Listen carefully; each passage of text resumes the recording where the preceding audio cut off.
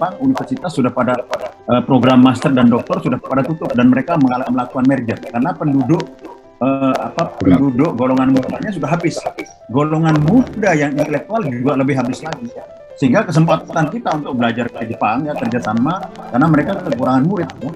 Kita ambil ya mereka yang sudah memenangkan Nobel di sana ya tarik ke sini karena mereka kekurangan murid ya, profesornya kekurangan asisten. Ya. Assalamualaikum warahmatullahi wabarakatuh. Alhamdulillahirabbil alamin. Syukur kita kepada Allah Subhanahu wa taala yang malam hari ini telah memberikan kesehatan, kekuatan, kemampuan kepada kita untuk hadir dalam diskusi yang sangat penting ini. Marilah kita awali pertemuan kita malam hari ini dengan sama-sama mengucapkan basmalah. Bismillahirrahmanirrahim. Terima kasih kepada Prof. Didi, kepada Prof. Nufil, Prof. Heri, Prof. Jamaluddin Jompa, dan nanti tentu juga kepada Dr. Murianto. Ini Prof. Anissa Gaf malam ini kurang sehat, beliau kirim salam untuk kita semua. Kita doakan mudah-mudahan beliau segera sehat. Amin ya Allah ya Rabbal Alamin. Acara kita akan dipimpin oleh dua orang guru besar, Prof. Asep Saifuddin, Rektor Universitas Al-Azhar Indonesia Jakarta, dan Prof. Eis. Bismillahirrahmanirrahim. Assalamualaikum warahmatullahi wabarakatuh. Waalaikumsalam.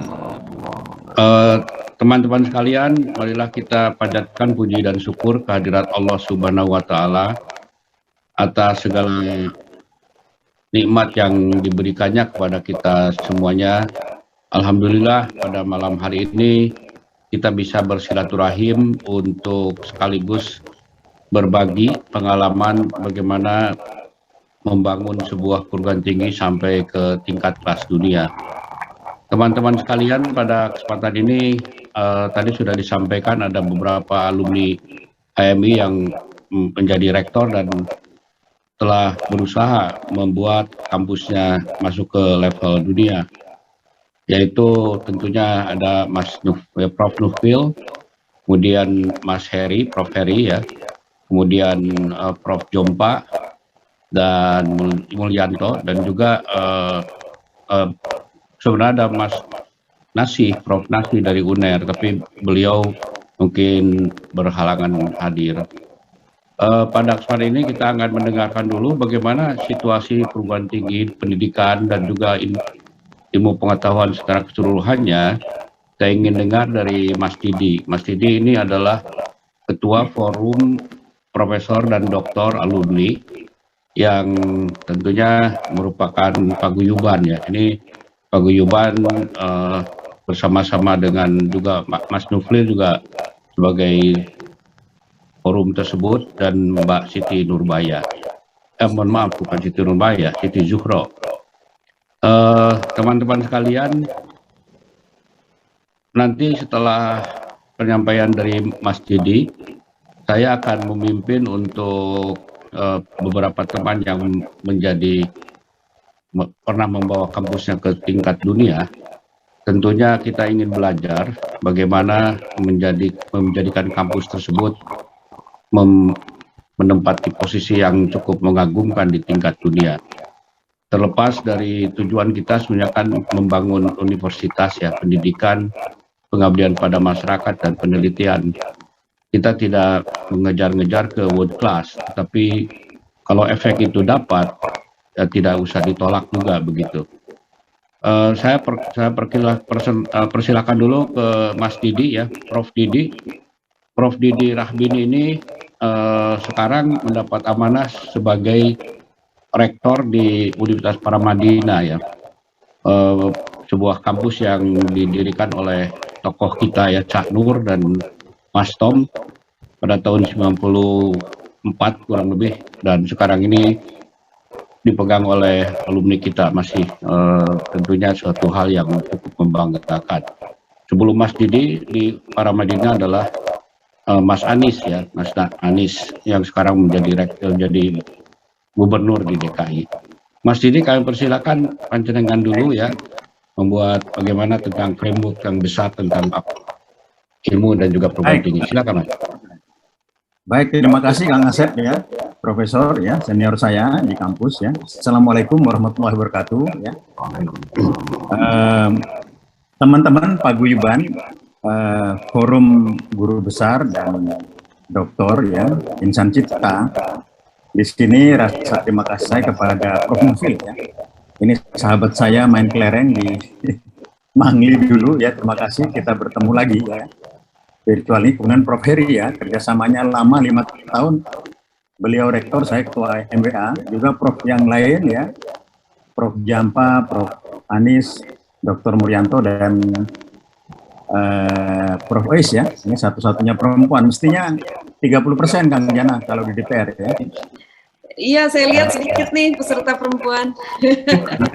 Kurang ya. Saya punya slide tapi tidak usah saya ini ya. Saya ada beberapa bukti. Yang pertama, oh ya, coba saya buka slide-nya ya. Sedikit ya. Ada 3 slide aja saya. Ya, enggak. Sudah kelihatan ya? Sudah. Oh, sudah kelihatan ya. Baik, sahabat-sahabat ya, para guru besar dan doktor. Guru besar itu cuma 6.000 ya.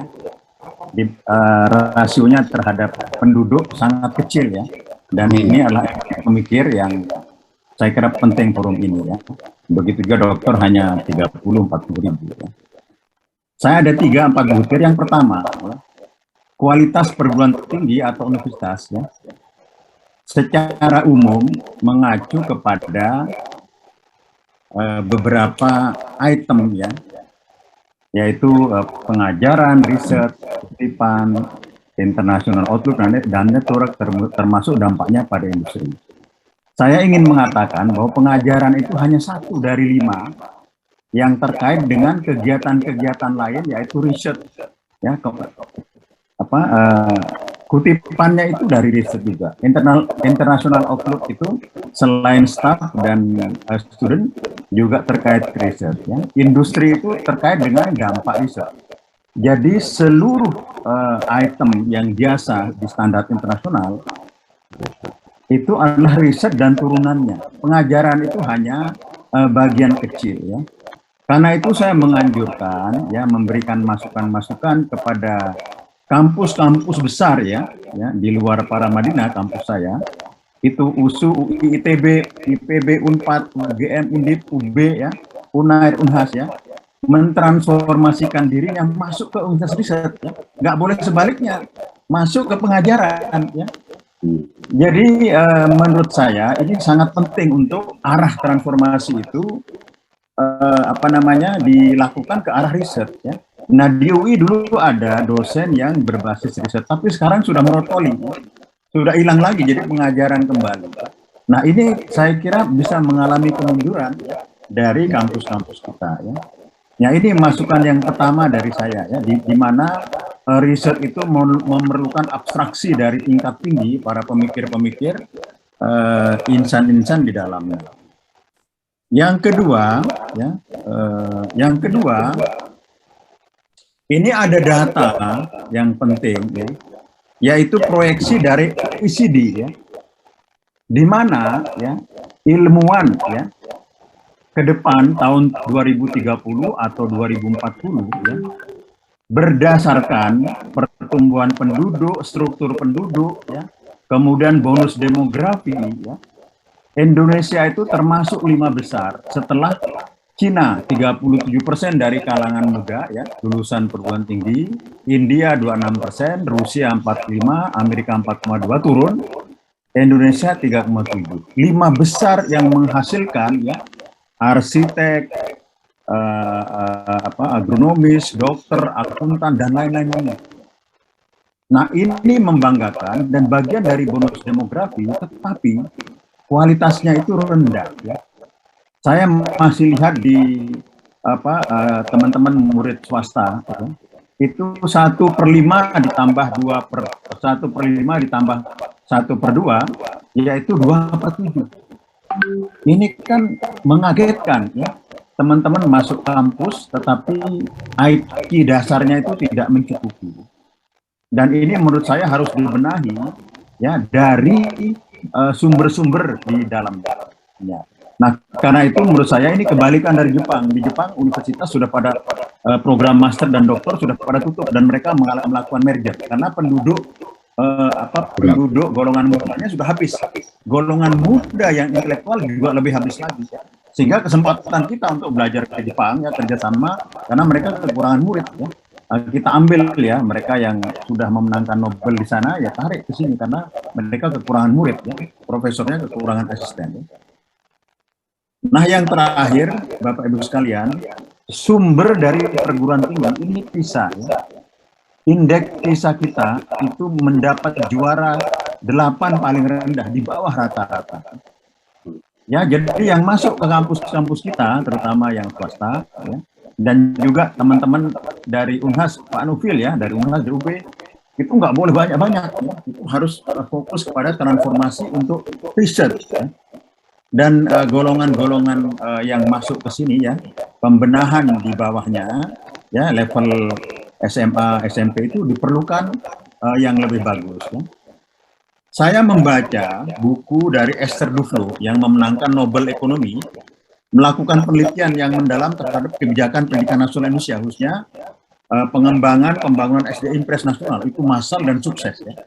Tetapi ya Bapak Ibu sekalian, ya mentransformasikan ya lulusannya menjadi berkualitas itu tidak berhasil. Nah itu tugas agenda generasi pasca Orde Baru. Itu yang saya kira penting. Yang terakhir tambahan dari 3 poin itu, seyogianya kampus itu karena tradisinya itu banyak oral ya, maka kerjasama dengan LIPI BRIN itu diperlukan. Tetapi BRIN ini sekarang rusak, diacak-acak secara politik, didesain dari format politik. Saya tahu siapa yang menjalankan, siapa yang mengerjakan untuk kekuasaan ya, itu diatur lewat politik. Sehingga menterinya itu hilang ya, kemudian masuk arsitek politik masuk BRIN ya. Itu menurut saya ini adalah kecelakaan dalam sejarah yang menyelesaikannya di masa mendatang akan sangat berat ya. Tidak bisa ya aktor politik itu merasa super hebat, mengetahui ilmu pengetahuan yang luar biasa. Ya, kita seorang profesor aja kalau di IPB itu mungkin ahli rumput, yang lain tidak bisa. Ya, mereka bagaimana bisa mendalami itu, melakukan mengarsiteki ya BRIN dari politik dengan pengetahuannya yang dangkal. Nah, ini persoalan yang kita hadapi ya. 3 poin plus masalah BRIN itu adalah persoalan kita. Demikian Kang Jana, terima kasih. Wabillahi taufiq wal hidayah. Wassalamualaikum warahmatullahi wabarakatuh. Selamat. Waalaikumsalam. Kita berikan aplaus dulu.